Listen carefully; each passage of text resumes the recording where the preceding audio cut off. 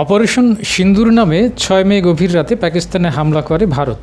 এসব হামলায় ব্যবহার হয়েছে ইসরায়েলের তৈরি ড্রোন। পাকিস্তানের আন্তঃবাহিনী জনসংযোগ বিভাগ ISPR থেকে জানানো হয়েছে, পাকিস্তান অন্তত 25টি ড্রোন ভূপাতিত করেছে, যেগুলো ইসরায়েলের তৈরি হ্যারব ড্রোন। এসব ড্রোন ভূপাতিত করেছে পাকিস্তানের সশস্ত্র বাহিনী বিভিন্ন কৌশলে। এর মধ্যে রয়েছে সফট কিল বা প্রযুক্তিগত কৌশল এবং হার্ড কিল বা সমরাস্ত্র সংক্রান্ত দক্ষতা। পাকিস্তানে ওইসব ড্রোন ভারত থেকে পাঠানো হয়।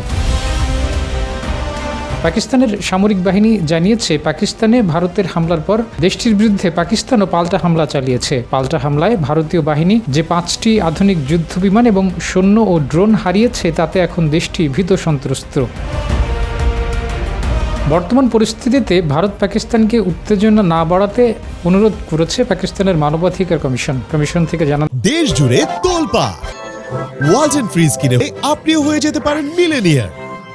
হয়েছে, ভারতের হামলায় নারী ও শিশুদের যে মৃত্যু হয়েছে তা মানবাধিকার লঙ্ঘন। শান্তিপূর্ণ আলোচনার মাধ্যমে সমস্যার সমাধানের পথ খুঁজতে বলেছে আন্তর্জাতিক সংস্থাটি মনে করে, পরমাণু শক্তিধর দুই দেশের মধ্যে সশস্ত্র উত্তেজনা কোটি কোটি মানুষের নিরাপত্তার জন্য হুমকির। ভারতীয় বাহিনীকে উপযুক্ত জবাব দেওয়ার জন্য জাতীয় পরিষদেও সশস্ত্র বাহিনীর প্রতি সম্মান জানানো হয়েছে। জাতীয় পরিষদ থেকে ভারতের হামলাকে কাপুরুষোচিত হামলা বলে মন্তব্য করা হয়েছে এবং বলা হয়েছে, পাকিস্তান পূর্ণ শক্তি দিয়ে জবাব দিতে প্রস্তুত রয়েছে।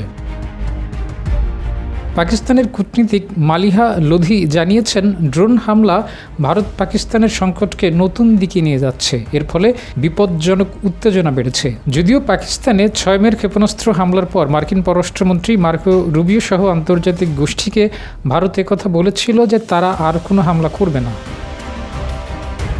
ভারতীয় প্রতিরক্ষা মন্ত্রণালয় থেকে জানানো হয়েছে, ভারত বুধবার রাতে এবং বৃহস্পতিবার পাকিস্তানের কয়েকটি সামরিক প্রচেষ্টা ব্যর্থ করে দিয়েছে। যেসব প্রচেষ্টায় ভারতের উত্তরাঞ্চলীয় এবং পশ্চিমাঞ্চলীয় সামরিক ঘাঁটিতে হামলার উদ্দেশ্য ছিল পাকিস্তানের। এছাড়া ভারতের সশস্ত্র বাহিনী বৃহস্পতিবার পাকিস্তানের আকাশ প্রতিরক্ষা রাডার ব্যবস্থাকেও লক্ষ্যবস্তু করেছে।